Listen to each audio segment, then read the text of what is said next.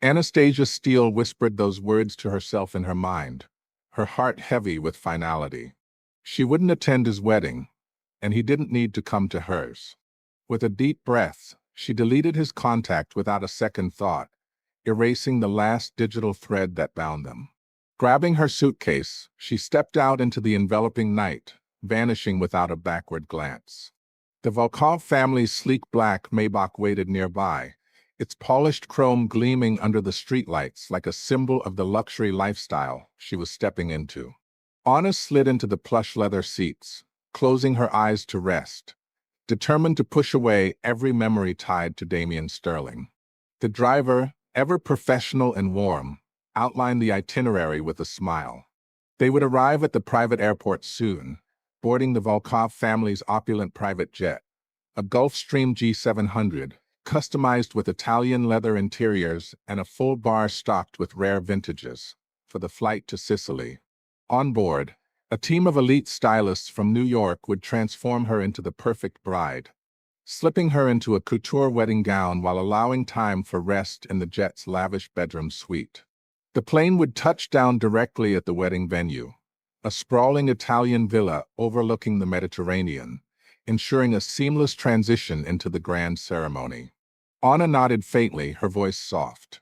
She appreciated the effort, the way everything screamed billionaire luxury, from the jet to the villa.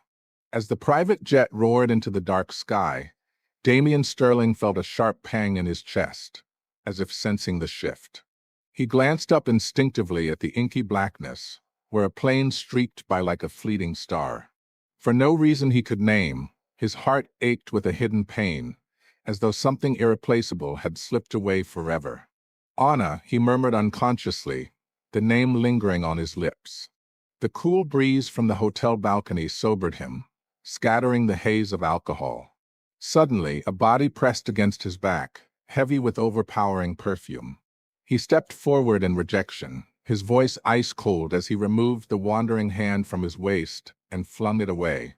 Stella Alonso stumbled back, biting her lip in frustration, her eyes flashing with unwillingness.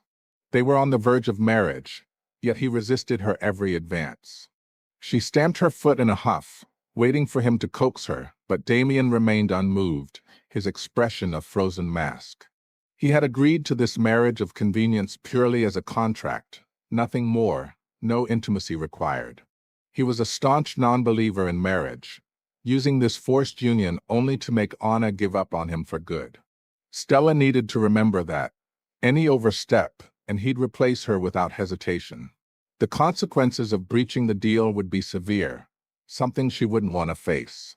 Without Anna around, Damien transformed into an unyielding statue, his words laced with dark danger, the obsessive alpha male in him surfacing unchecked. His threat hit Stella like a bucket of ice water, chilling her to the bone. The cold wind made her shiver in her thin slip dress, her body trembling uncontrollably. She backed down immediately, promising no more stray thoughts. Retreating to the bed, she wrapped herself tightly in the covers, clinging to the edge of the massive king-sized mattress in their penthouse suite, not daring to inch closer. Damien lingered on the balcony for what felt like hours, lost in thought, while she drifted into uneasy sleep. Even sharing the bed, their supposed intimate bond felt like that of strangers, cold, distant, a far cry from the possessive husband he could be. The styling team knocked softly at dawn, and Damien's eyes snapped open. He nudged Stella awake with indifference. They prepared quickly, stepping out of the room as the picture of enviable affection. To outsiders, they seemed the ideal couple, wrapped in luxury from the Cartier jewelry on her wrist to the Van Cleef necklace around his neck. But Stella, arm linked with his, knew the truth. Damien's coldness and ruthlessness were his true face, a mask he wore flawlessly. His smiles were performative, happiness feigned. All his genuine love and tenderness had been reserved for Anna alone. Despite the surface-level pampering, Stella couldn't breach his heart. Every touch she attempted was met with disdain, shattering her dreams of enemies turning to lovers, of a marriage evolving into passion. The pristine white wedding gown felt like chains on Stella, its intricate lace and diamonds transforming her into someone unrecognizable. In 10-inch heels, she clung to Damien's arm, but it all felt unreal. The officiant began the proceedings under a cascade of pink petals, crafting a dreamlike scene in the grand ballroom of their New York venue. Guests whispered enviously about Stella's luck, how Damien, the billionaire CEO and mafia boss with his dark romance aura, doted on her more than he ever had on Anna. They dismissed Anna as irrelevant, a forgotten figure from a lesser world. Soon, Stella would be Mrs. Sterling, the little wife in his possessive grip. The gossip bolstered Stella's confidence, her steps firmer, her smile genuine. But Damien was distracted, glancing repeatedly at the empty seat marked for Anna. His face grew stormier, emotions flickering in his eyes. When the officiant asked if he would take this woman as his wife, through sickness and health, poverty and wealth, loving and cherishing her forever, the question hung unanswered. Repeated prompts only deepened the awkwardness. Stella shook his arm desperately, her eyes pleading, suggesting perhaps excitement had overwhelmed him. Damien snapped back, but instead of responding, he pulled out his phone and messaged the family driver had Anna been picked up yet? No reply came. Then a call the driver reported Anna missing, her suitcase gone. Perhaps she'd run off in a huff. Damien froze, the phone slipping from his hand to crash on the floor. She wouldn't leave like that. Maybe she just couldn't bear to see the wedding. A whirlwind of thoughts assaulted him. He needed to finish this ceremony to force Anna to move on, to sever their forbidden tie. But conviction faltered. He couldn't proceed. Slowly, he retrieved the phone. A news alert popped up: Sicily's richest family, the Volkovs, hosting a lavish wedding with a mysterious woman. And it was him. Damien's heart pounded as he clicked, trembling. High-definition photos showed a private jet emblazoned with the Volkov crest landing, a graceful woman in a diamond-encrusted gown stepping out. Though her face was blurred, Damien recognized Anna instantly. Every curve, the tiny red mole on her collarbone. For 10 years, he'd protected and cherished her, this submissive beauty now pregnant with possibility in his mind. Heir to his empire if only she'd stayed. But today she married another. The realization hit like a blow. Damien coughed up blood, clutching the phone, staring at images of Anna exchanging rings with Alex Volkov. Pain tore through him, a jealousy-fueled revenge brewing. The wedding is off, he declared coldly, striding out with scarlet eyes, no one daring to stop the dominant alpha male.